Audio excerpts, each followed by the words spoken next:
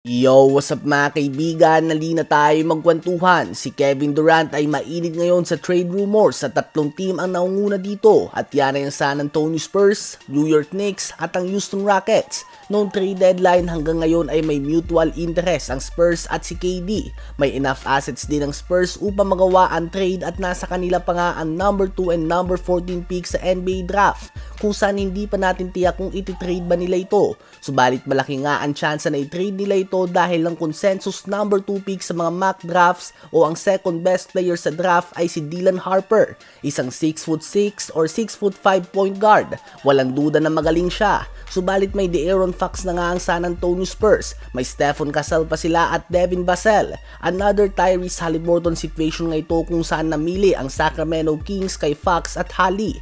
Mahirap nga talaga kung ipagsasabay nila si Fox, Castle and Harper, tatlong natural point guard subalit isa lang nga ang bola, habang ang Phoenix Suns nga ay nangangailangan ng point guard. Kaya naman sa ngayon ay malakas din talaga ang chance ng Spurs na makuha si KD at gusto din nga ni KD ang ideya na maglaro sa team na ito. Ang tanong lang ay kung masasama ba sa trade deal ang Rookie of the Year Stephen Castle na may all-star potential at ang number 2 pick. Ang Knicks mga kaibigan, tulad lamang ng Spurs ay nag-offer din nga sila sa Phoenix Suns noong trade deadline at tulad din nga ng Spurs ay gusto din dito ni KD na maglaro. Ang tanong lang ay kasama ba si Karl Anthony Towns sa deal o hindi. Habang sa Rockets naman ay hindi pa kumpirmado kung gusto ba ni KD sa team na ito. Subalit sila nga ang may pinakamadaming assets kumpara sa mga team na interesado kay KD at interesado din si KD na lipatan. Saan nyo ba gustong mapunta si Kevin Durant?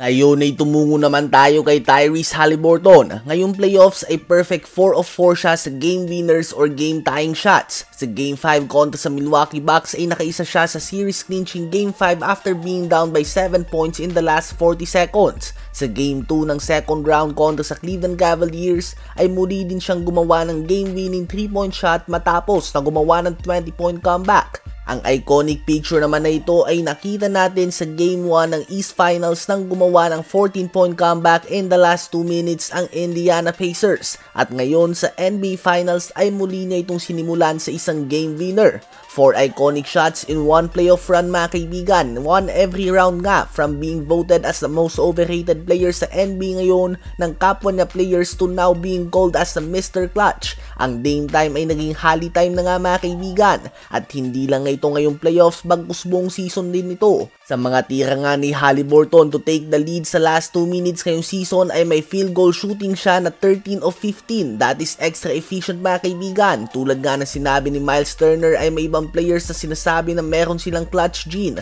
habang iba naman ay pinapakita ito. And certainly ay pinapakita ni Haliburton na hindi siya takot sa big moments. At kahit na past first point guard siya tuwing winning time na ay handa siyang tapusin ang kabilang team. Ano ba masasabi niyo tungkol dito?